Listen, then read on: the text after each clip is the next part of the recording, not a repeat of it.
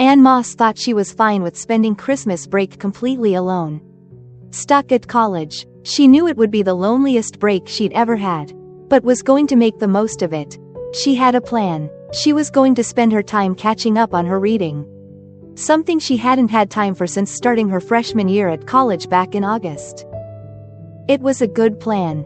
But when she runs into the very attractive Colin Carter, a guy from her art history class, at the college bookstore, 4 days before Christmas, Anne suddenly realizes how lame her plan is. And when Colin, a guy she hardly knows, suggests that she should come home with him for Christmas break, she doesn't know what to think. Who in their right mind would want to spend their whole Christmas break with complete strangers? But somehow she finds herself agreeing to Colin Carter and his dreamy blue eyes. Will Anne regret agreeing to go home with Colin for Christmas break? Find out in Christmas of Love. Chapter 1. It was a cold December day as I made my way to the campus bookstore. It was a good 20-minute walk from my dorm room.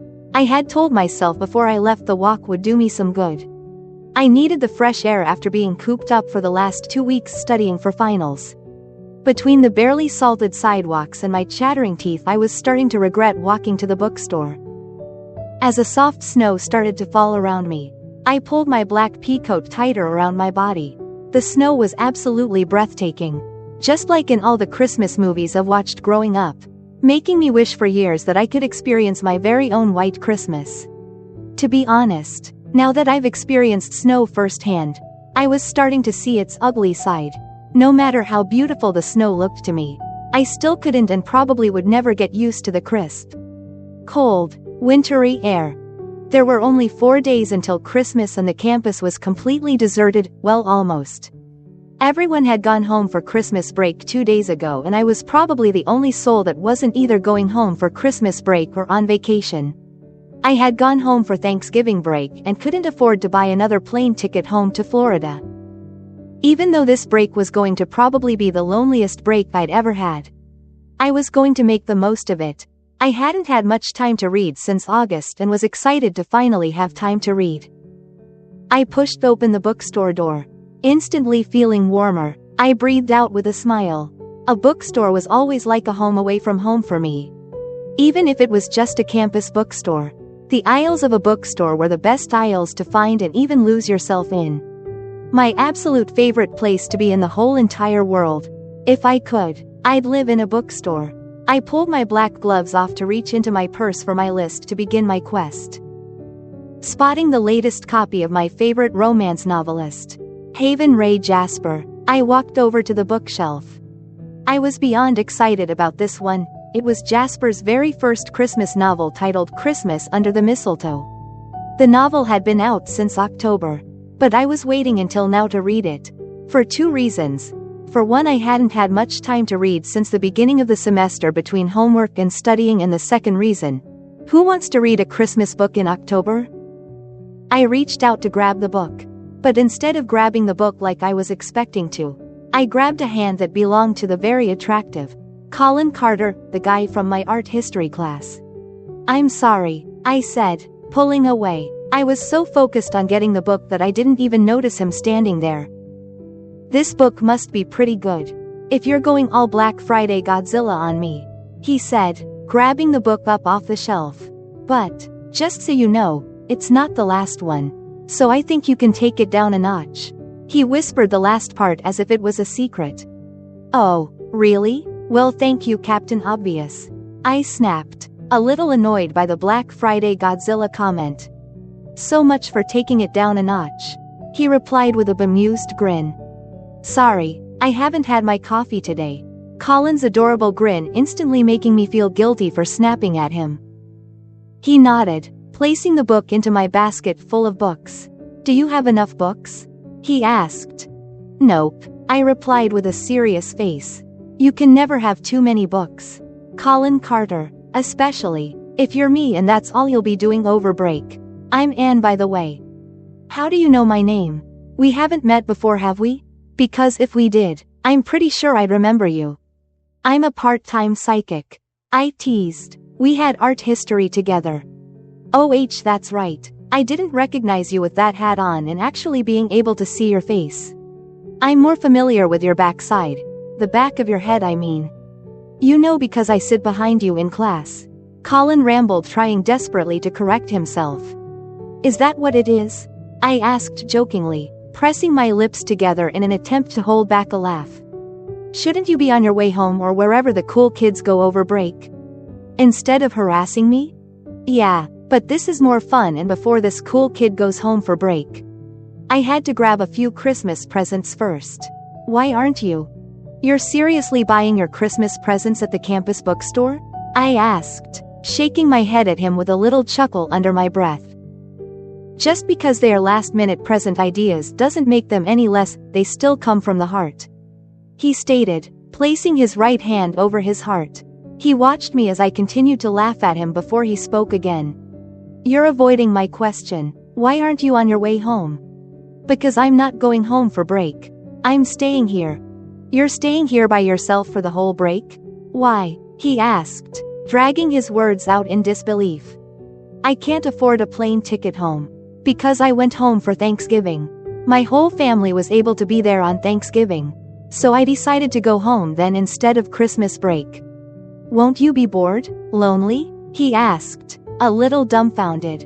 No, I'll be fine, I reassured him, tucking a strand of my blonde hair behind my ear. I have my books. It gives me time to catch up on my reading and on my shows, and I can organize my clothes. I stammered off, suddenly realizing how lame I was. My plan for Christmas break didn't seem half bad. That was until I said it out loud to Colin Carter and his dreamy blue eyes. I have never been close enough to Colin to even know he had blue eyes.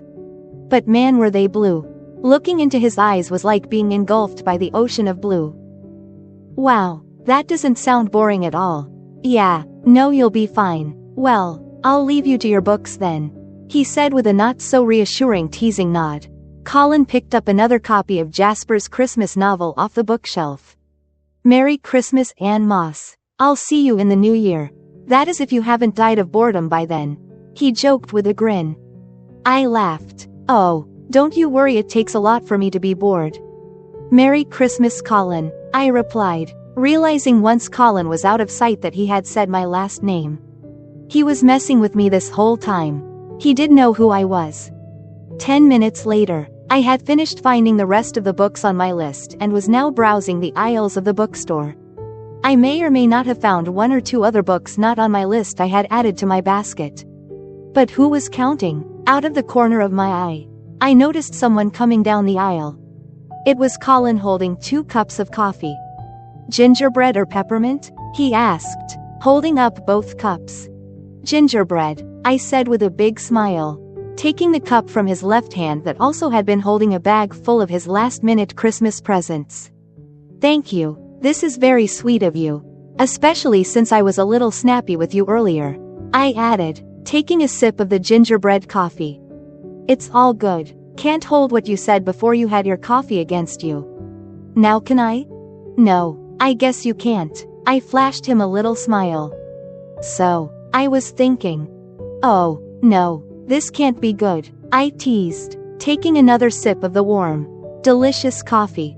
He grinned at me before giving me a look that said, hey now, before he continued. I was thinking that maybe you'd like to come home with me for Christmas break? I live a few hours away and think you'd have a much less boring and lonely break if you did. He scrunched up his face at his own words. Would that be weird? That's weird, right? He took a sip of his own coffee. His blue eyes flickered with a hint of longing. Kind of. I mean, I hardly know you. Sure you do. You know that I like coffee. That I have some interest in art history. I'm very observant, kind, waits until the last minute to get presents kind of person. You know that my name is Colin Carter.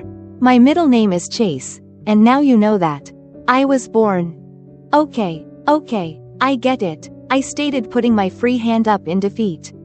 Come on, you know you'd much rather spend time with a not so much a complete stranger, but more like an acquaintance than spend Christmas alone, staring at 4 white walls, wishing you had gone home with me for break, rethinking every decision you've ever made, including this one, if you don't agree to come home with me. I promise it will be fun. I really don't want to intrude on your family's Christmas. Nah, more the merrier, he stated, shrugging his shoulders. Besides, my mom will love to have another girl in the house for a change. Why are you being so persistent on me coming home with you? What's in it for you? Nothing. Like I said, I'm a kind person and Christmas is about giving and being kind to others. He took a sip of his coffee. His cool, earnest eyes gazing eagerly into mine. I didn't say anything. I didn't know what to say. It would be crazy for me to say yes. He reached into his winter coat, grabbing a pen from his green flannel shirt pocket before taking my book list that was lying on top of my book within the basket I was carrying. He used the bookshelf behind him for a surface as he used the pen to write on the piece of paper. Once he was done, he handed the piece of paper to me. Text me your address and I'll pick you up at 4:30. He stated. He began to walk away, but turned around quickly. And yes, you can bring your books, he added with a grin before leaving me alone in the aisle. I stood there staring at the piece of paper with his number on it before I shoved it into my purse. There was no way I was actually going to text Colin my address. I don't care how blue his eyes were. I was not about to go home with him for Christmas. I barely knew the guy. I walked around the bookstore for another good 15 minutes to make sure that Colin was actually gone and not just waiting outside for me to come out, so he could stalk me all the way back to my dorm room. Not that I actually thought he was stalker material or anything like that. I just was a little paranoid that he would follow me back to my dorm room, so he could kidnap me for Christmas break. And all for what? Because he was in the Christmas spirit and didn't want me to be alone on Christmas?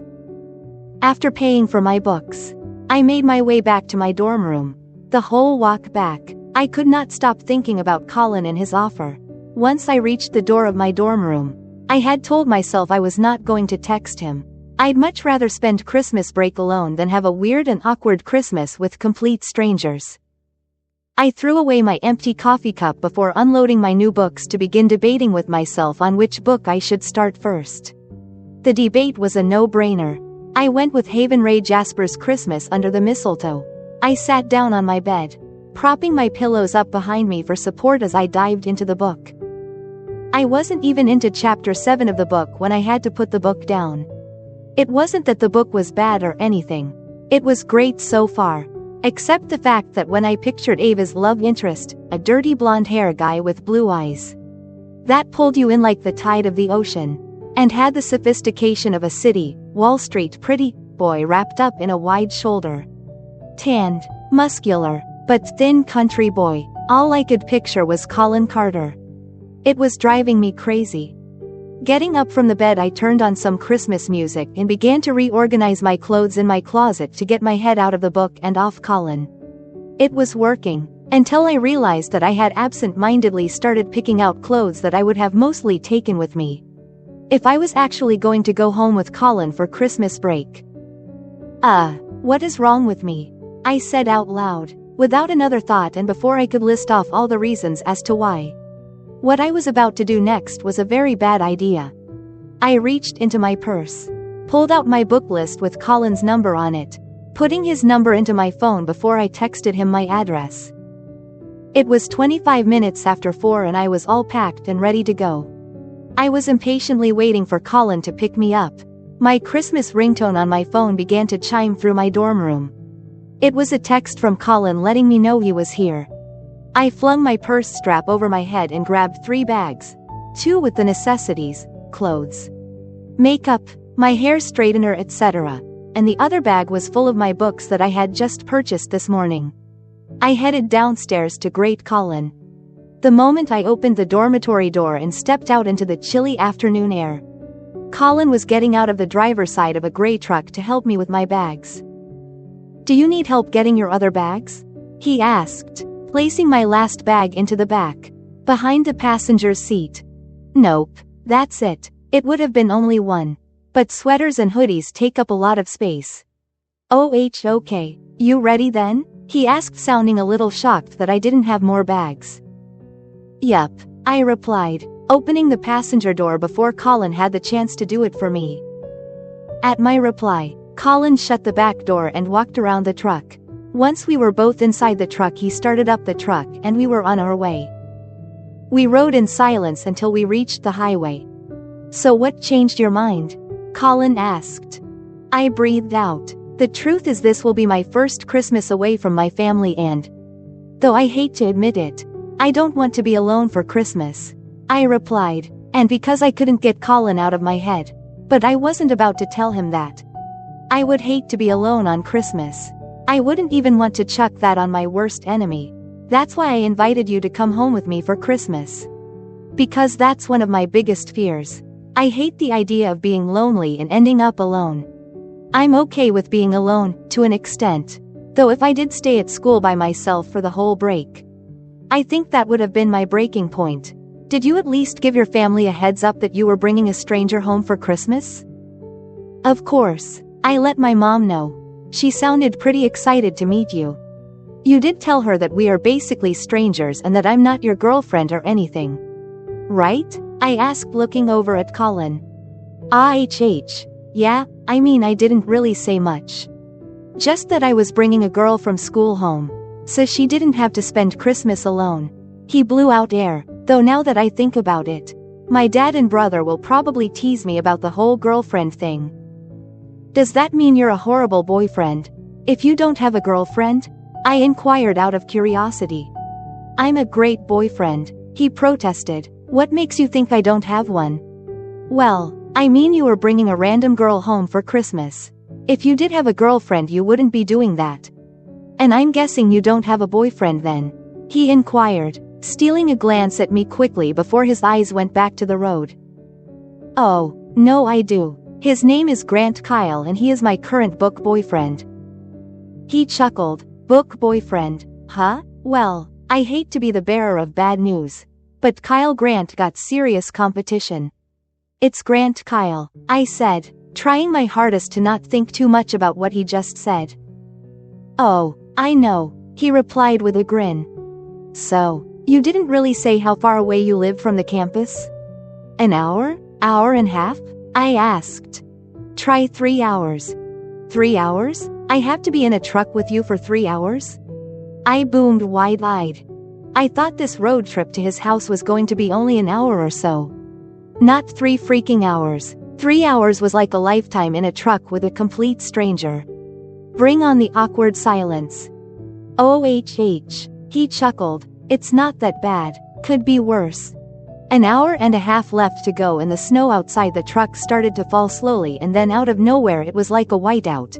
Only a few feet of the highway was visible out the front window. Colin had the wiper blades going at high speed and had turned off the radio.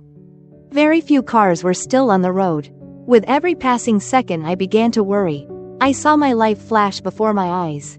I did not want to die in a truck with Colin Carter at the wheel. Colin, I think we should pull off the side of the road until it clears up a bit. I gulped. Nah, we'll be fine. I've driven in worse, he stated, glancing over at me. Keep your freaking eyes on the road, I demanded, full of worry. All right, don't have a tantrum. I rolled my eyes. I'm not having a tantrum. I just don't want to die. You're not going to die. I so wanted to say, whatever, to Colin right now. But instead I ignored him by focusing on what little of the road I could see. I didn't have much of a relationship with snow, but at this moment I loathed the beautiful white flakes. And I loathed Colin even more for not pulling over. The whiteout didn't last long. Once we were out of danger of dying, I was able to relax again. Colin tried to talk to me, but I ignored him. He even turned the radio back on, changing it to a Christmas station to get me to stop giving him the silent treatment. I wasn't going to cave. At the next exit, he got off and pulled into the nearest gas station. Do you want anything? He asked, getting out of the truck. I shook my head to say no. With a big huff, he shut the truck door and walked into the gas station. A few minutes later, he returned with 2 cups in his hands. Look, I'm sorry I didn't pull over back there, but I know when I can and can't handle things, and I was fine. He handed me one of the cups in front of him, giving me a look that said, "Forgive me. I'm still mad at you," I said, taking the cup from him and taking a sip of the coffee. But you're talking to me now. I'd say that was progress. He took a sip of his own coffee before putting it down into one of the cup holders. From the tantrum you gave back there, You acted like you've never seen snow before. I didn't reply. I hid my face by taking another sip my coffee.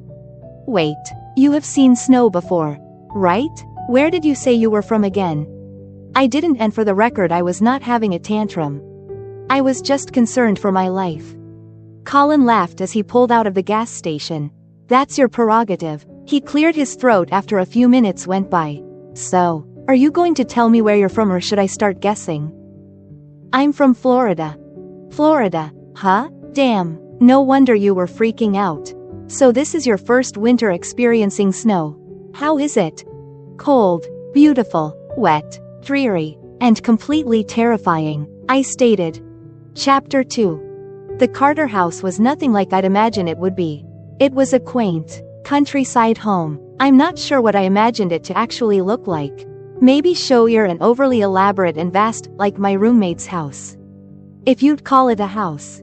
I got lost trying to find the bathroom the one weekend I'd gone home with her. The instant I walked into the Carter house, I felt at home. I was welcomed with the smell of vanilla, cinnamon, and pine. We're here, yelled Colin, sitting our bags down. Taking off his winter coat and shoes. I did the same. Within seconds, a pear-shaped woman with blonde hair came around the corner into the little foyer to greet us. Colin embraced her with a big hug. A gray-hair, average-built man with tired eyes came around the corner behind her. It's good to see you. Dear, how was the drive? She asked, after pulling out of their embrace. Long and traumatizing, Colin said, looking over at me with a smirk. I couldn't help but returned the smirk. Even though for the record I was still mad at him. Colin reached out his hand to the gray-haired man, who had to be his dad. Mr. Carter took Colin's hand and shook it, pulling him in for a bear hug. Good to see you, son. After pulling out of their bear hug, he looked over at me with a warm smile. You must be Anne? It's nice to meet you, Mr. and Mrs. Carter. Sorry for intruding on your family's Christmas. Nonsense. We are happy you are here, replied Mr. Carter. The more the merrier. Are you hungry? Mrs. Carter asked, looking from Colin to me. I can make you some sandwiches. I'm starving. Can you make us some grilled cheese sandwiches? Asked Colin. Of course. Anne, is that what you'd like? Asked Mrs. Carter with a warm, inviting smile. I nodded. Sounds delicious. All right then, grilled cheese sandwiches it is. Colin, put your bags away. I don't want everyone tripping over them, she stated as she started to walk away to start making the grilled cheese sandwiches. Where's Chris? Asked Colin. I'm right here, loser, said Chris, slapping his dad lightly on the shoulder just as he was leaving the foyer. Chris had dirty blonde hair and blue eyes like Colin, but was a foot shorter and slightly less muscular looking than Colin. Who's the stray? Asked Chris, giving me the once-over. The stray's name is Anne, I stated, annoyed with the comment. I had a freakin' name after all. Oh, that's right, Mom did mention you were bringing your new girlfriend home with you. I'm Chris, Colin's younger, but favorite brother, stated Chris with the same gorgeous, devilish grin as Colin's gorgeous, devilish grin. That same grin that tricked me into agreeing to come home with him for Christmas break. You're my only brother, and we're just friends, replied Colin a little too quickly. I wouldn't even go that far. I'd say we are more like acquaintances than friends, I corrected Colin. Really, even after the 3-hour drive together? I feel like we bonded enough on that drive to at least make us friends. Now, Colin pretended to be hurt by my correction, but it didn't feel like he was pretending. I'm sorry you had to spend 3 hours in a truck with my brother. That must have been horrifying for you, Chris joked. You have no idea, I replied, glancing at Colin with a teasing smirk. Colin picked my bags up off the floor. Clearing his throat, he said, we don't have a guest room. So. Are you kidding me? Colin, she's your guest. Don't make her sleep on the couch, Chris stated, cutting his brother off. I'm okay with the couch, I said with a reassuring smile. No, Chris is right. You can sleep in my room. I'll sleep on the couch. Come on, I'll show you around. Colin nodded his head for me to follow him out of the foyer. Colin showed me the house, first stopping in his room to put my bags down. before we went to the kitchen to eat our grilled cheese sandwiches. "Oh my gosh, this is the best grilled cheese sandwich I've ever had," I declared before taking another big bite out of the sandwich. "I know, right? Mom makes the best grilled cheese sandwiches. When I was little, she would always make them for me when I was having a bad day or sick." When Billy Mark dared me to ride my bike down the biggest hill in town and halfway down my chain broke, making me lose control of the bike. I cracked my head on the handlebars just before I complete wrecked. She made me a grilled cheese sandwich. And again when Billy Mark stole my girlfriend in the 4th grade. She made me a grilled cheese sandwich. Ah, I'm picturing little Colin Carter getting his heart broken in the 4th grade. That must have been devastating for you. "Are you making fun of me?" he asked, raising his one eyebrow. I took a bite of my grilled cheese, making a gesture to say I couldn't talk because my mouth was full. He laughed. "Anne, I'm about to watch the newest Hallmark Christmas movie. Do you want to join me?" asked Mrs. Carter as she walking into the kitchen. She grabbed a bag of popcorn out of the nearest cupboard. "Mom, she doesn't want to watch." "I'd love to. I love Hallmark movies," I stated, cutting Colin off. "You do?" asked Colin, his mouth opened in surprise. "Yeah, totally. I watch their Christmas movies every year. But this year I was so busy with school and everything that I haven't had a chance to watch any of them." Mrs. Carter placed the popcorn bag into the microwave to be popped. "Good news. I have all the Christmas movies saved. You and Colin can watch them all day tomorrow," said Mrs. Carter as she turned to face Colin and I. "Oh no, count me out," said Colin, shaking his head side to side in protest. "And while you're watching tonight's movie, I'm going to go over to my friend Matt's house to say hi." I shrugged my shoulders.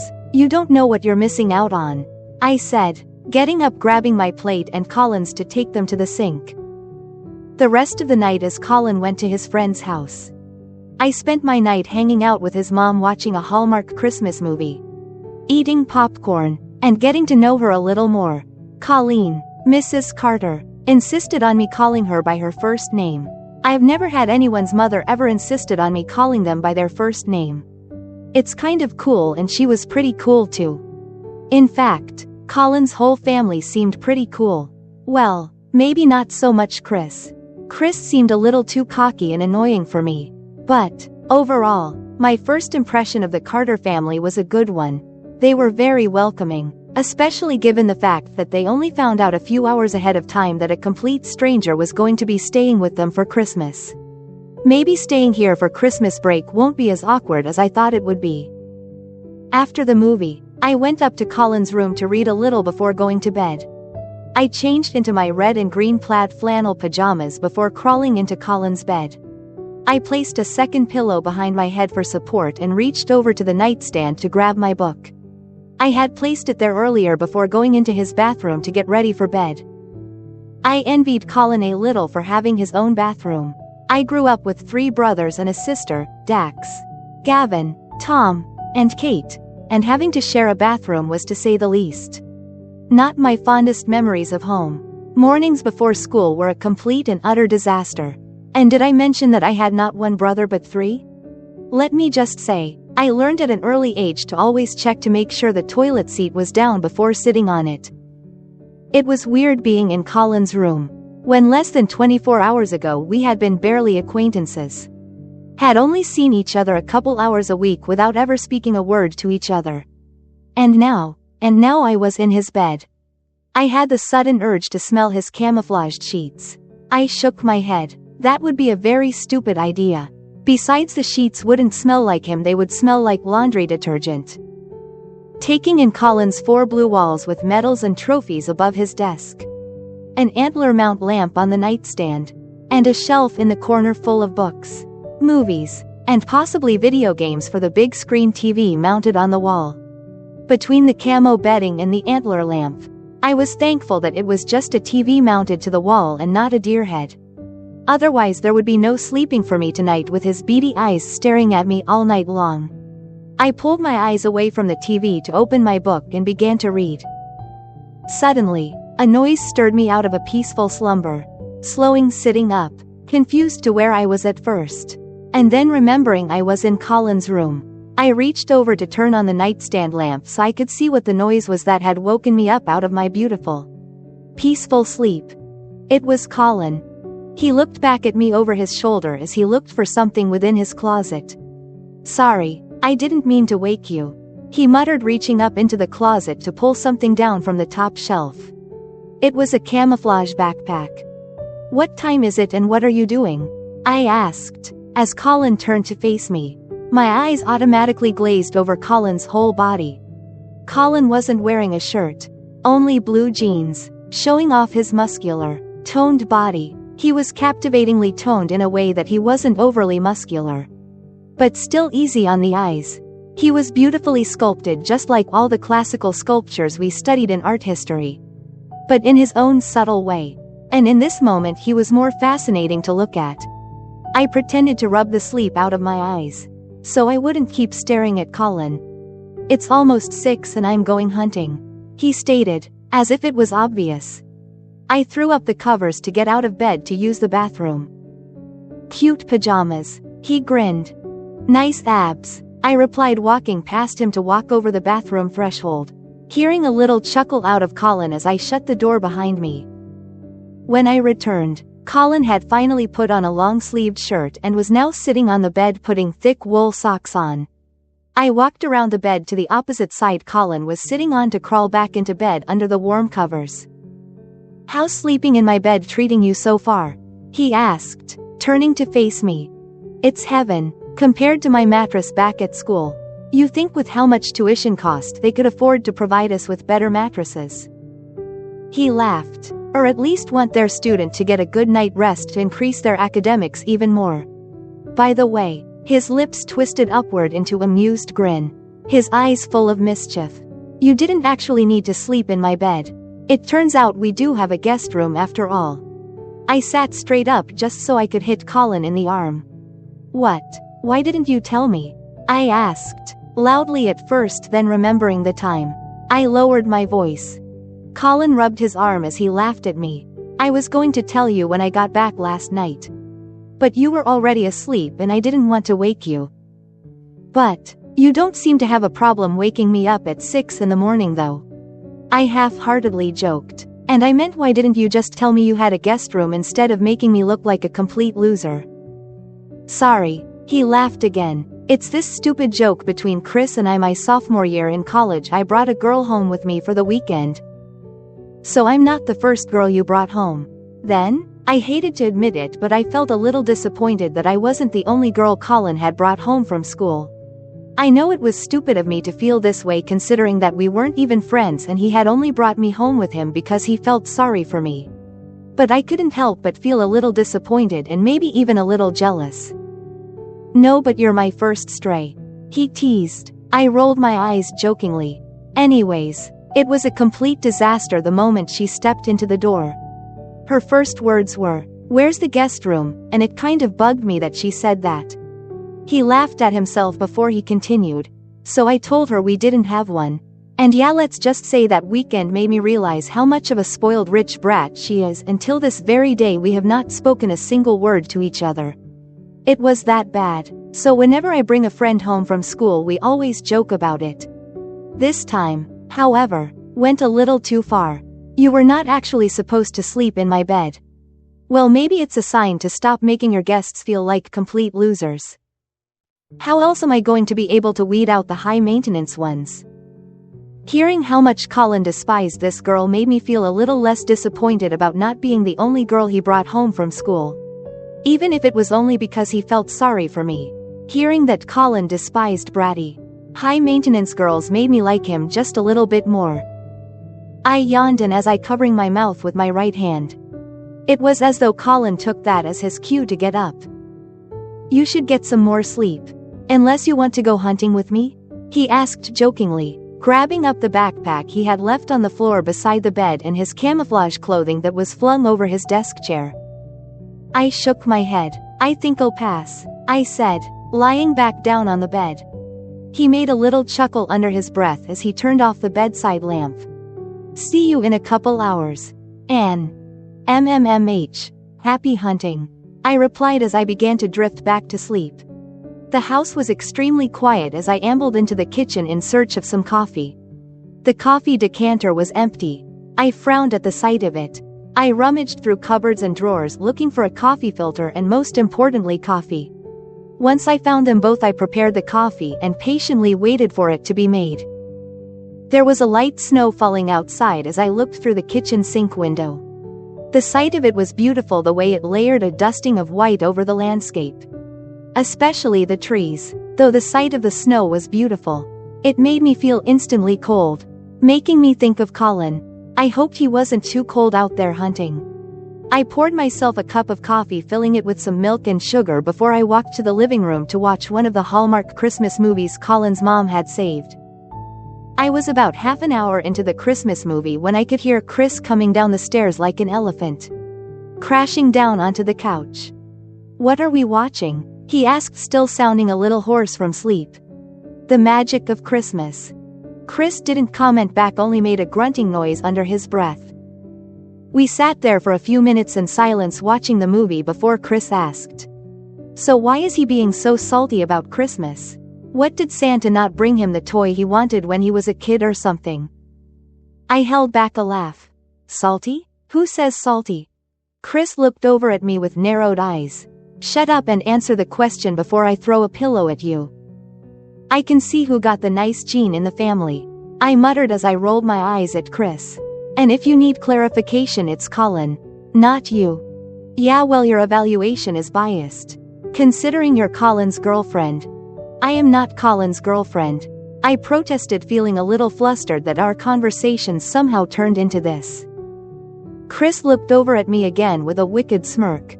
"You sleeping in his bed says otherwise." I sighed. "You two are so evil." "Evil, but charming. Don't flatter yourself." Chris laughed. He laughed so hard that he had to sit up on the couch so he wouldn't choke to death. "Anna Banana, are you going to tell me why this dude hates Christmas or what?" he asked once he was able to control his laughter. "Only if you promise not to call me Anna Banana ever again." "It's Anne, remember?" "Oh, I know. It's more fun to say Anna Banana than Anne Banana." Chris got up from the couch. "A banana sounds good now. Do you want one?" I shook my head. Chris returned a few minutes later with a banana, plopping back down on the couch. After his third pled as to why the guy in the movie hated Christmas, I paused the movie to explain why he hated Christmas and to catch him up with the movie before unpausing the movie. When the movie was about over, Colin came back from hunting. He walked into the living room still wearing his camouflage hunting coveralls. He must have taken off his boots and jacket at the door. "From the looks of it, I'm going to guess you didn't get anything," said Chris. Colin narrowed his eyes at his brother. "Don't even get me started," Colin muttered with a sigh. "I saw a huge buck about an hour ago. He was a monster. I mean, you should have seen the rack on this buck." He shook his head in both awe and frustration. "If only I had a good shot on him." "How many points?" "A 10-pointer. I was in the tree stand on the south side of the property. I think I'm going to go back out tomorrow morning and hopefully I'll see him again." Colin's cheeks were still flushed from the cold as he undid his camouflaged overalls. Stepping out of them, he stood there looking at the TV wearing his jeans and the long-sleeved thermal shirt he had put on earlier this morning. "What are you two watching?" "The Magic of Christmas," stated Chris. "It's almost over, but Anna Banana and I were going to watch another one if you want to join us." Colin's blue eyes collided with mine as he flashed me a quick grin as he chuckled under his breath. "Anne, are you brainwashing my little brother?" I put my hand up in defense. "Hey, he came in here on his own accord." "It's really not that bad," stated Chris. "I mean, sure, it's a little cheesy, but overall it's a great heartfelt story." Colin shook his head in disbelief at his brother. "I'm out of here before you can execute your scheme to get me to watch the next Christmas movie." Colin grabbed up his camouflage overalls and began to climb the stairs. "I'm taking a much-needed shower and a nap until like 2. If I don't get up by then, just make sure I'm up before Dad gets home." "Sure thing," Chris muttered back to Colin, not really paying attention to him. I spent the rest of the morning and well into the early part of the afternoon hanging out with Chris. who I found out was actually 2 years younger than me, aka still in high school. I seriously thought he was at least my age. Though in the few short hours I spent with Chris he seemed older than 17 to me. Sure, at times he could be a little immature. But some of the guys my age acted 10 times more immature than Chris did. It was 3 o'clock and Chris had fallen asleep on the couch. He was snoring like a freight train. He snored so loud it was unbearable to even continue to sit in the recliner chair a few feet away from the couch. I couldn't even hear myself think, let alone hear the TV. I really hope Colin doesn't snore as loud as his brother did. Better yet, that he doesn't snore at all. I shook my head as I realized what I just thought. Why did I care if Colin snored or not? Thinking of Colin snoring led to me think about him sleeping, and I realized that Chris didn't bother to try and wake him up at 2. I got up out of the recliner, turning off the TV as I went to try and wake Colin up. The door to Colin's room was half closed. I pushed it open with my left hand and at the same time I used the other to knock on the door. Colin was still fast asleep. He looked peaceful and extremely adorable with his right arm hugging the pillow under his head. Not only was he adorable looking as he slept, but he also did not snore.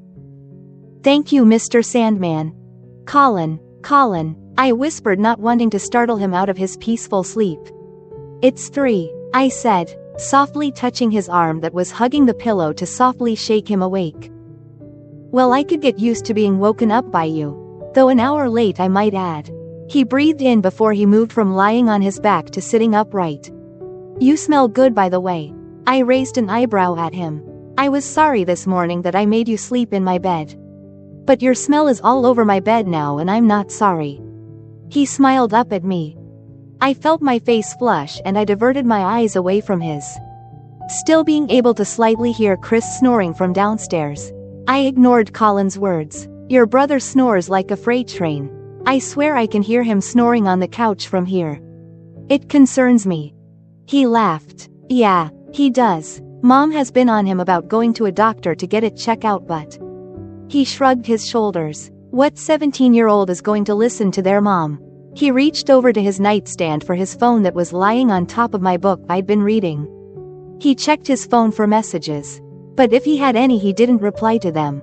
He dropped it onto the bed beside him, running his hands through his now bed head hair. "So I was thinking that I could show you around town a little. Grab some dinner, and then come back here and you could help me wrap my Christmas presents." Sounds like a plan to me. Though I should warn you, I can't wrap to save my life. He chuckled under his breath as he got up from the bed. "I'm sure you're way better at it than I am." After Colin drove me around his hometown, we stopped at his friend Cody's house for a little bit.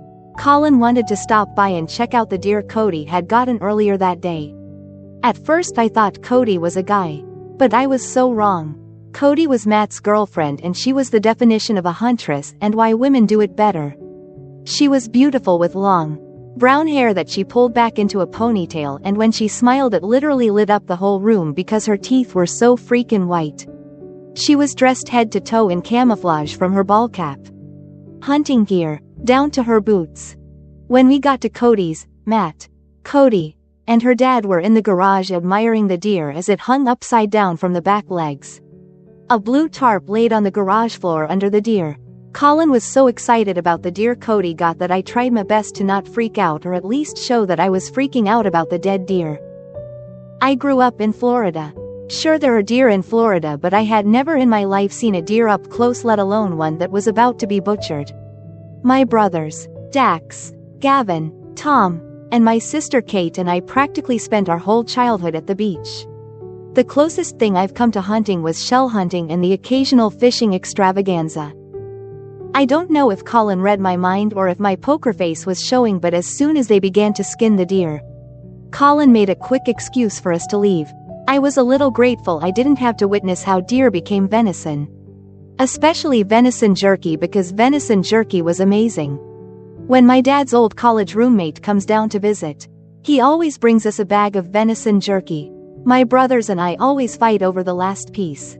Kate, on the other hand, didn't care for it, and for that I think she's a bit crazy.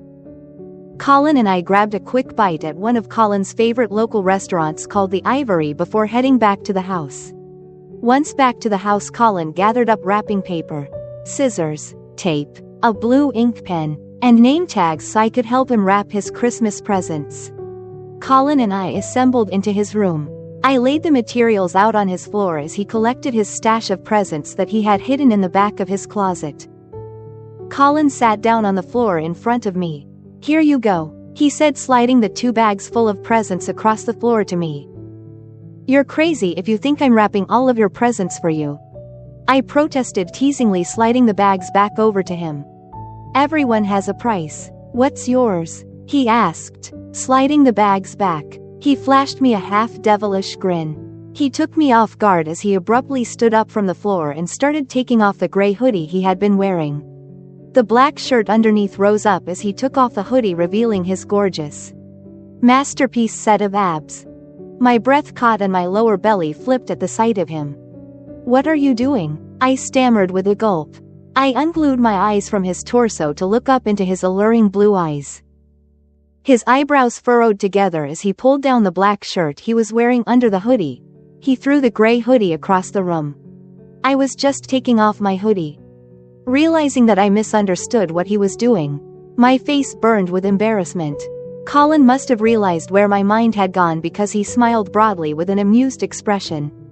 "I have to say I'm a little surprised that that's your price," he teased, his eyes no longer looking into mine, they were on my lips. "I mean, what would your book boyfriend Kyle Grant have to say to this?" His name is Grant Kyle and he wouldn't say anything. He would have made the first move already, I muttered with a matter-of-fact voice. I took my eyes off Colin as I unrolled one of the wrapping paper rolls that was red with snowflakes to begin wrapping one of the presents from the first bag. Colin made a small noise in the back of his throat that sounded like a chuckle but came out more like a cough. He sat back down on the floor beside me. He breathed out as if he was unsettled. He shook his head with a teasing smirk. "Well, Anna Banana, if that's your price, I think I can manage to pay." "Oh, shut up." I glanced sideways at him.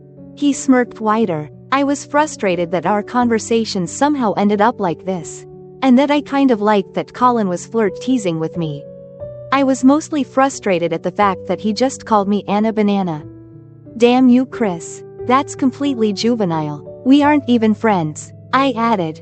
Colin's smirk fell. "I wish you would stop saying that," he admitted flatly. He took his frustration out on his hair as he ran his hand through his hair, making it look even more unkempt.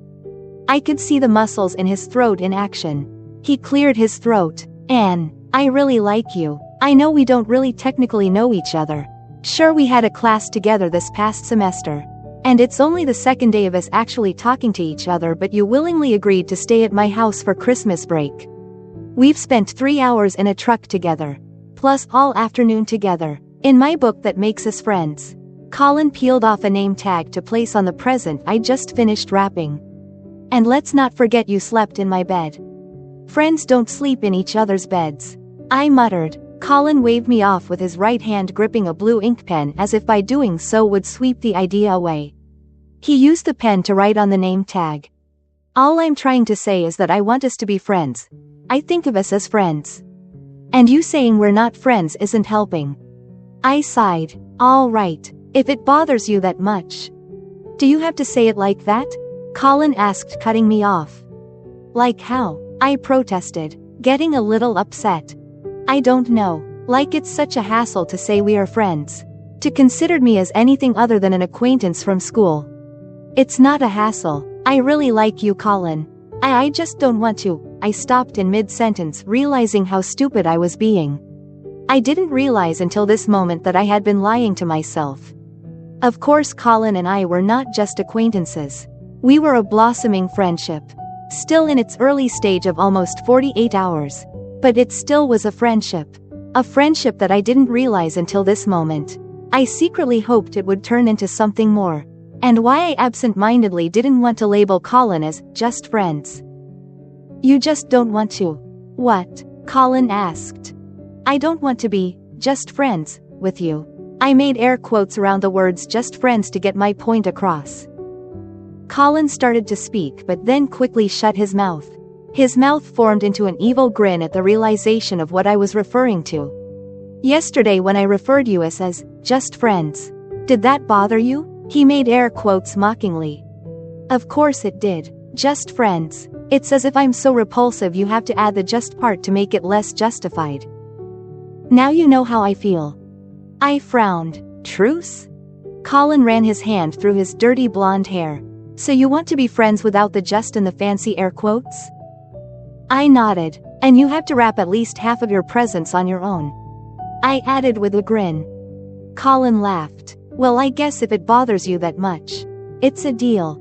Colin and I finished wrapping all his Christmas presents and placed them under the Christmas tree downstairs. It was a beautiful, 8-foot Christmas tree that was nestled in the corner between the fireplace and the windows that overlooked the backyard. The twinkling lights of the Christmas tree was the only light visible in the family room apart from the glowing embers of the fireplace. Still standing by the tree, I took a moment to admire the Christmas tree with its primitive country decorations, handmade fabric and wooden stars. Candy canes, stockings, snowmen, angels, Santas, bells, and hemp garland wrapping around the tree. The tree topper was a distressed whitewashed metal star with an old bedspring painted the same distressed white for the stand. There was another 8-foot Christmas tree in the living room that was decorated with Colin's and Chris's handmade ornaments they made when they were kids along with ornaments they collected through the years. At home we always decorated our Christmas tree with a beach and sea theme decorations with blue, gray, and sea green colored ball ornaments, glittered pink flamingos, palm trees, sand dollars, seashells, and starfish ornaments. We would use a huge starfish as the Christmas tree topper. Thinking of our tree made me feel a little homesick. I furrowed my eyebrows at the tree. You okay? Asked Colin, noticing the expression on my face. He placed his hand on my upper arm. I nodded as I bit my lower lip with a little sigh came out of my mouth. Just a little homesick, I guess. It will be my first Christmas away from home. I couldn't imagine not being able to come home for Christmas. Colin trailed his words off as if he realized saying what he did wasn't actually going to make me feel any better. The good news is you have me this year and you'll get to experience a white Christmas. Have you played in the snow yet? I shook my head no. It hadn't really started to snow until the middle of December, and with finishing classes and studying for finals I hadn't found the time nor really had anyone willing to play in the snow with. Colin's face lit up like a kid on Christmas. We should go out and play in the snow tomorrow. It will be fun. Can we make a snowman? I've made sandmen before, just never actually made a snowman. Oh, and make snow angels? I've always wanted to do that. I exclaimed, getting excited about playing in the snow tomorrow. I didn't care. I was excited about playing in the snow as if I was 9 and not 19. And it didn't seem as though Colin didn't care either. Colin laughed. Whatever you want. Chapter 3. The Christmas song I had set as my ringtone on my phone chimed through the bedroom. I groggily put forth my hand with my eyes still closed to grab it off the nightstand. Without looking, I answered it. Hello? I asked hoarsely. Hey sweetie, how are you doing? I sat upright in bed, clearing my throat. Hey, I'm good. How are things at home? It was good to hear my mom's voice, but at the same times it made me feel sad and wishing I had just woken up at home instead of waking up in the guest room at the Carter house. I had phoned home yesterday to let my parents know that I was staying at a friend's house a few hours away from school for the Christmas break. They were so relieved, especially my mom, that I wouldn't be spending my first Christmas away from home alone. Though I hadn't told my family that the so-called friend I'd be staying with was actually a guy. I barely know. They didn't ask, so I didn't tell. Oh, you know, quiet without everyone running around but still busy. I was just about to start making our traditional Christmas cookies and thought I'd call and see how things were going. And yes, those Christmas cookies also had a beach theme to them. With Christmas palm trees, melted snowmen, and gingerbread boys and girls wearing beach attire. It was either Mother's intuition that she knew I had been feeling a little homesick last night, or she called because she was really missing me being there this Christmas. Maybe it was a little bit of both. It's going good. It's a little weird and a bit depressing not being home this year, but it is what it is. Yeah, her voice trailed off in sadness as if she really didn't know what to say. At least I'll finally get to experience a white Christmas, I stated, trying to make my voice sound cheerier. She made a low chuckle into the phone. Yeah, you've always wanted to ever since you were little and couldn't figure out why all the Christmas movies had that white stuff and we didn't. I remember that. That was the year you got me a snow globe and Dad rented a snow machine for Christmas Day and had it set outside our living room window so it looked like it was actually snowing. I smiled at that old memory I'd almost forgotten. And you went outside to stand under the fake snow and pretended like you were catching snowflakes on your tongue. Those were the good old days. Yeah, they sure were. She paused for a moment before she let out a long sigh. Well, I better let you go and get back to making these Christmas cookies. They're not going to bake themselves. I'll talk to you later. Okay? Okay, I said flatly, wishing I was desperately home getting ready to make Christmas cookies with my mom. Love and miss you. Anne, please try and have a little fun this Christmas, she said, as if she was a little worried about me being down for not being able to come home for Christmas. I smiled. I promise I wouldn't be a Debbie Downer this Christmas. Good, I'm allowed to be sad. But you're not. You're young and should be making the most of it. I will. Love you, Mom. Tell Dad I said I love and miss him. Will do, sweetie. Love and miss you too. I hung up. I took a big breath out as if doing so would rid my mind and heart of the homesickness I was feeling. For the last few months at school I rarely felt homesick, mostly because I was too busy with schoolwork to even get a second to feel it. When I did feel homesick, it was usually at night when I couldn't sleep and my mind would wander into nostalgic land. I would spend the rest of the night holding tears at bay so my roommate wouldn't wake up and hear me crying over being homesick. Crawling out of bed I scavenged for a pair of socks. Twisting my long blonde hair up into a bun I ambled downstairs for some coffee. Hearing whispered voices as I made my way into the kitchen. It was Colin and his mom. Colleen. Colin looked like he had been up for a few hours already. He most likely had gone out hunting, hoping to see the 10-pointer he saw yesterday, and if I had to guess, I'd say he didn't get the buck. Otherwise, he would have woken everyone up to show it off. Colleen's eyes caught sight of me entering the kitchen and stopped mid-sentence. Morning, Anne, she said, taking a sip of her coffee. Colin's eyes darted in my direction, taking me in. I suddenly felt hot all over and felt conscious of the fact that I was still wearing my red flannel pajamas. No makeup and no bra. I quickly looked away from Colin. Though I knew Colin had already seen me in my flannel pajamas without makeup and no bra, I was quite mindful of it now. I normally don't care if a guy or anyone for that matter sees me in my pajamas or without any makeup, but in this moment I didn't want Colin to see me in my pajamas. No makeup, and no bra.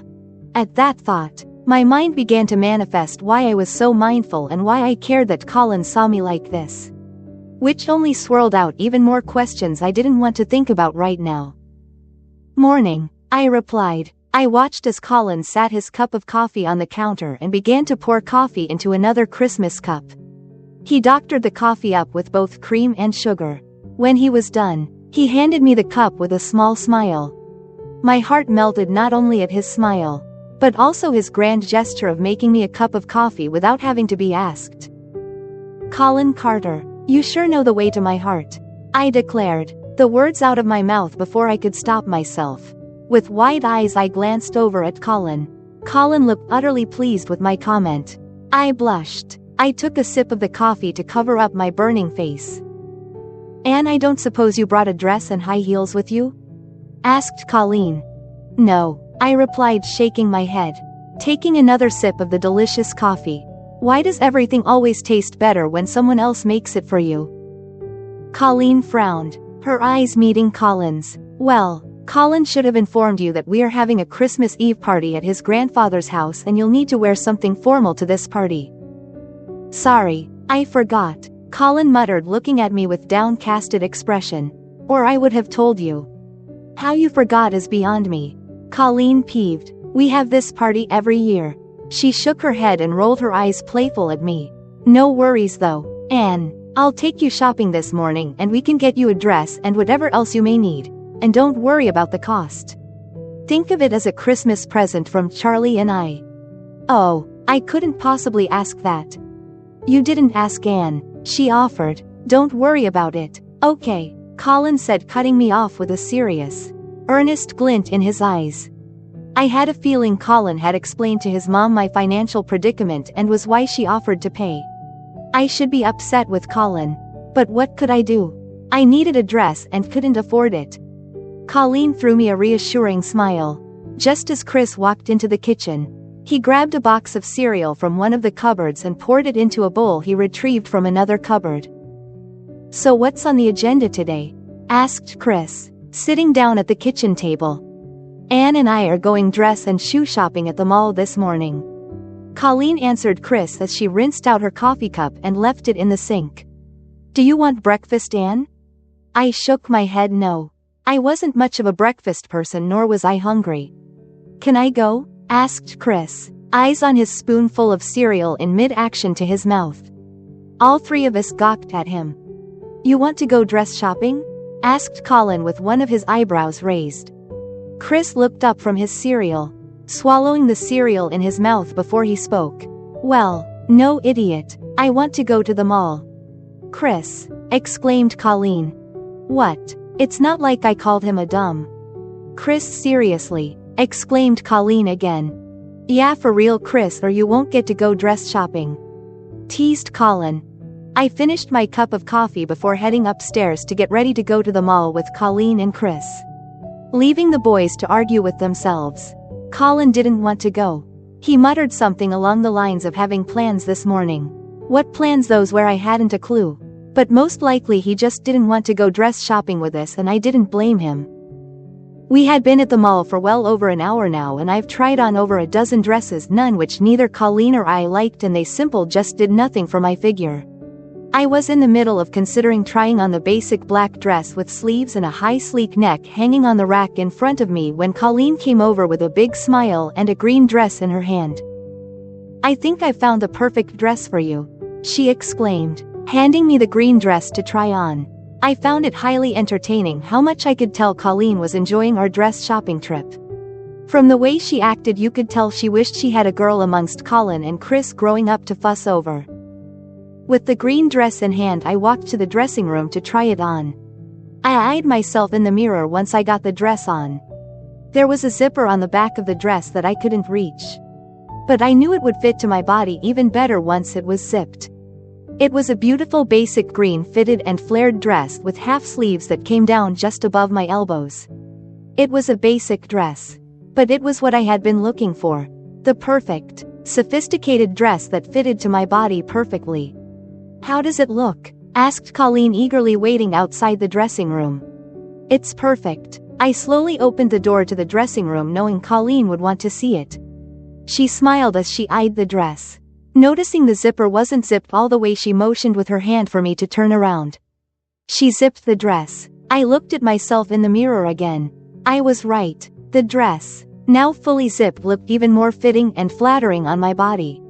It was the perfect dress. I think we finally found the one, Colleen said, happy with a smile. Now all we need is to find you the perfect shoes to go with it. We were lucky enough to find a pair of gorgeous gold pumps that went perfectly with the green dress in the store we were already in. We meet up with Chris at the food court a little after 1 to have a quick lunch together. We each got a chicken teriyaki combo from one of the restaurants in the food court. When we had finished eating, Colleen said she would meet us back here in an hour. She had a few last-minute things she needed to pick up. I was a little grateful that we had some time to kill at the mall because I needed to pick out Christmas presents for everyone and I had no clue what to get Colin. What should I get your brother for Christmas? I asked Chris when Colleen was out of sight. Chris's blue eyes flickered with excitement as he gave me a goofy smirk. Well, Anna Banana, I don't know what that dress looks like on you, he muttered as he looked inside the bag sitting on the chair between us. But I'd say that was a good enough Christmas present in itself. I rolled my eyes at him. He cleared his throat, running his hand through his dirty blonde hair that had been styled so his hair was longer on top than the sides and back, giving his hair a spiked look. You could get him a lump of coal for Christmas. He shrugged his shoulders. That's what I always do. I made a face. Can you please be serious for 1 minute? I'm always serious, Chris put his hand to his chest as if he was hurt by my comment as he got up to throw our trash away. Maybe a shirt or a hat? We could swing by the sporting goods store, see if anything catches your eye. Sounds good. Lead the way. Chris and I walked to the sporting goods store. I wanted to get Colin something amazing but didn't know what to get him. I rattled my brain as we walked through the store as to what to get him that wouldn't be lame. I ended up getting him a camouflage baseball hat because Chris said Colin has been needing a new one that he can wear every day. The one he has, he only wears it when he goes hunting. In order to try and control the scent on the hat that would give you away to the deer. For Colin and Chris's dad, I pick up a small bag of golf tees and golf balls because Chris mentioned that he loved to golf. When we were done at the sporting goods store, I made Chris go into another store called Luminescence that specialized in candles and home fragrances so I could get their mom a candle. So Chris, what do you want for Christmas? I asked as we stepped out of Luminescence. He chuckled. I want nothing. Really? You want nothing? I asked, frowning. Yup. You get me nothing and I'll get you nothing for Christmas. How does that sound? He asked with a smirk. You are such a cheapskate. I joked. I know, but it is a good plan. This way we won't waste money giving each other stupid presents we don't really want or need. Fair enough, I remarked, agreeing with him. I still felt bad for not getting Chris anything for Christmas, but he had a point. We made our way back to the food court to meet up with Colleen to head back to the house. Before we left to go back to the house, I asked if we could possibly go to a craft store. I had another cute gift idea for Colin. I wanted to make that required buying a plain white coffee mug and markers. I wanted to make him a DIY Captain Obvious mug. It was the first rude comment I had made to him and I thought he would get a kick out of it. It had been snowing all day. It was an off and on mixture of a light drizzle to heavy snow. Thankfully the roads were not too bad as we made our way home from the mall. As I hung up my new green dress in the closet of the guest room, I saw something from the corner of my eye on the gray dresser. I turned to fully look at it. It was a small, 15-inch Christmas tree made out of driftwood. There were seashells with blue ribbon hanging from the 4 vertical pieces of driftwood and a starfish as the topper. A smile formed on my face and my heart brightened with joy at the sight of the seashell. Driftwood Christmas tree. I dashed out of the room to go across the hall to Colin's room to thank him. Colin knew I was a little homesick for the beautiful sunshine state I call home and had pretended like he had something to do this morning to get out of going to the mall with us so he could make the driftwood Christmas tree for me. When I came upstairs only moments ago, I saw that Colin's door was ajar and had assumed he was in there. But when I knocked on it just now, he didn't answer. I walked downstairs into the living room to see if maybe he was in there. But I only found Chris. Do you know where Colin is? How should I know? I was with you all morning. Chris stated a little sarcastically with the TV remote in his hand, flipping through the TV channels. You say you're not Colin's girlfriend, but you sure act like it. He added, taking his eyes off the TV to look over at me. I put my hand on my hip and shot him a look. Chris rolled his eyes in response. If he's not here, he's either hunting or at Matt's. You have his number, don't you? I nodded. If you really want to know his whereabouts, just freaking text him. I sighed. You are so helpful. Why didn't I think of that myself? I mocked teasingly. Glad I could be of service. Chris stated with a little chuckle under his breath as I walked out of the living room. I walked around the rest of the house like an idiot looking for Colin, and after I couldn't find him, I retreated back in my room. I could have shot him a text, but I didn't. Instead, I grabbed a random book out of my bag, flopping down on the bed to dive into a new book. An hour later, Colin walked into the room, collapsing on his stomach beside me, wrapping his arms around the pillow. Not saying a word, he inhaled deeply. I casually unglued my eyes from my book to look down at him, placing a bookmark in the book before I tossed it on the bed in front of me. Colin was wearing a light gray t-shirt showing off his nice cut biceps still wrapped around the pillow. All I could think was, I'm definitely going to be using that pillow tonight. Finally, he lifted his head up from the pillow as he spoke. I have an important question for you. Do you always smell like peppermint, like candy canes, or is that only during the month of December? I giggled. What's wrong with smelling like candy canes? Nothing. I'm just wondering what you smell like the other 11 months out of the year. I guess you'll just have to wait and see. I teased with a coy smile. Colin returned the smile, his eyes full of life. I can't wait. Thank you for the driftwood Christmas tree. I love it. I beamed. You do? He asked, pushing himself up onto his elbows. I nodded. Good. I wanted to do something for you that would maybe help you feel a little less homesick. And then after I finished it, I got a little worried that maybe it would make you feel worse. But I have to say I'm pretty proud of myself for that one. He laughed. I didn't think I was going to be able to get all the material and finish it in time before you got back from the mall. But once I got started, it was a piece of cake.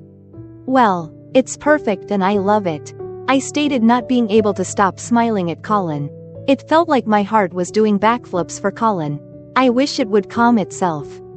You should have told me you were back. I shrugged my shoulders as if to say, it's no big deal. He scrunched up his face. Sorry you've had to spend so much time with my mom and brother. I'm not. I like your family, I replied, sitting up straighter and pulling my legs towards me to sit Indian style. He eyed me like he was seeing if I was joking or being genuine about my reply. My expression on my face must have pleased him because he replied, You and me both. He sat up, propping the pillow up to lay back on it. So, are you going to show me the dress you picked out or what? I shook my head. Nope. You'll just have to wait. Aw man, what's the fun in that? He asked teasingly as he nudged me playfully on the arm. Good things come to those who wait, I teased. He threw me a playful, shy grin. He nodded his head to the book. I see you found yourself a new book boyfriend already. How's he treating you so far? He teased. Samuel is not as lovable as Grant Kyle, but he can have his charming moments. To be fair to Samuel, I'm still going through post-book character depression from Christmas Under the Mistletoe. Colin chuckled. Post-book character depression? What's that? It's a feeling I get when I've finished a really good book with a really good book boyfriend like Grant Kyle. He reminds me of you actually, I ranted, and it's so good I don't want it to end. Why did I just confess to Colin that he reminded me of Grant Kyle? He reminds you of me? Colin asked with a raised eyebrow, grinning like a Cheshire cat. Is that all you heard? I shook my head, avoiding his comment. He laughed. I didn't realize how much of a complete book nerd you are.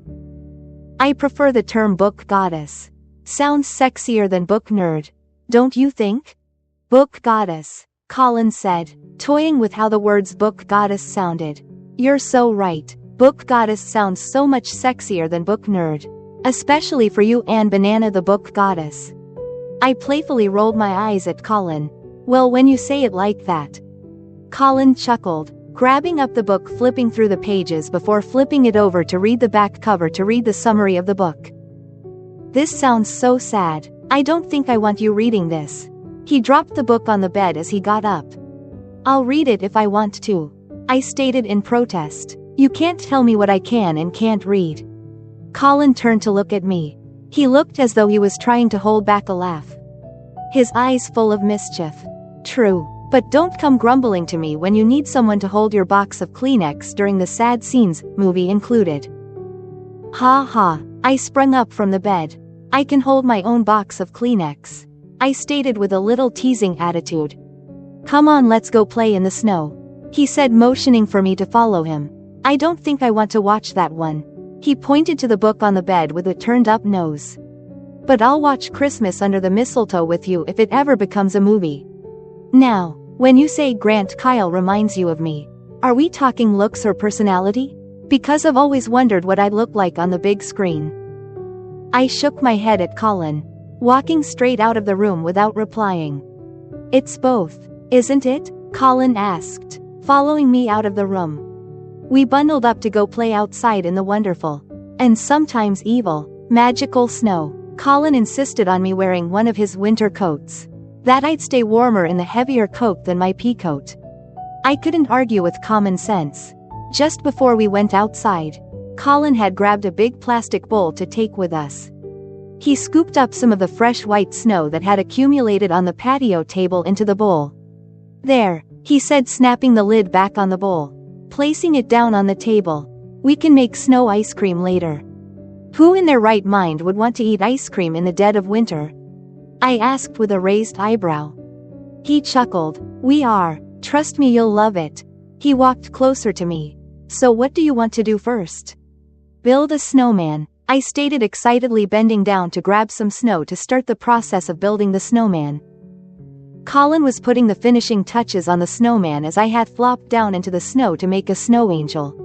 The snow was cold and wet, and I could already feel the snow soaking through my blue jeans. I ignored the feeling as I moved both my arms and legs back and forth to make the angel impression into the snow.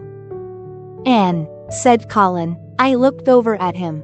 His arm outstretched with a carrot in it. I loved the way he said my name. "Come here and put the carrot on Frosty." Getting up, I brushed the snow off me and walked over to him.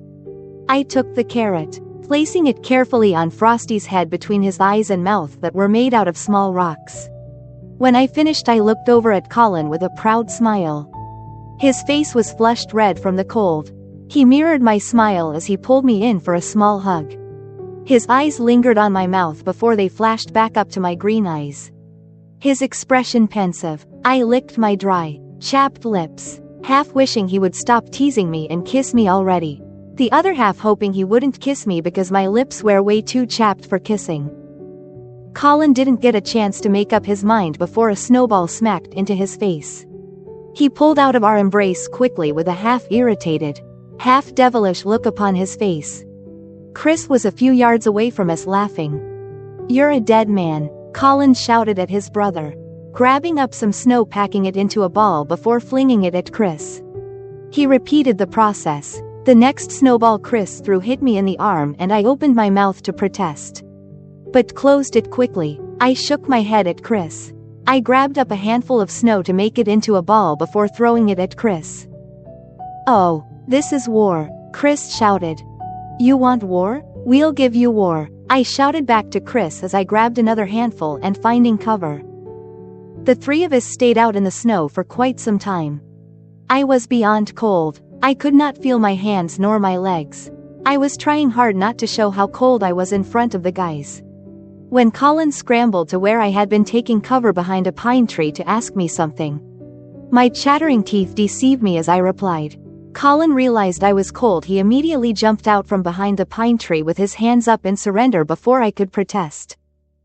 I changed out of my wet clothes into a cozy sweater and dry blue jeans. I sat in front of the fire in the family room to get warm. After a few seconds, Colin came into the room holding 2 red Christmas mugs. "This should get you warm," he stated, sitting down beside me, handing me a mug. "You should have told me you were cold as an icicle. We would have come in sooner." I know that's why I didn't. I was having too much fun. I grabbed the mug with both hands, taking in the warmth of the mug full of hot chocolate. "Yeah, but I don't want you catching a cold. Mom would kill me for getting you sick." He frowned. "I'll be fine," I reassured him, taking a sip of the hot chocolate. So we built a snowman, made snow angels, had a snowball fight. We did not go sled riding. But we can do that another time once you gain feeling in your body again. We'll make snow ice cream later, and we're having hot chocolate as we speak. Is there anything else we need to check off your Winter Wonderland Christmas bucket list? I shrugged. We could have a Christmas movie marathon. Do you have a favorite Christmas movie? Of course. Doesn't everyone? He smirked. It's settled then. After dinner we will make snow ice cream and have a Christmas movie marathon. Not. He placed his mug to his lips to take a sip of his hot chocolate. His blue eyes twinkled with excitement as he gazed at the crackling fire.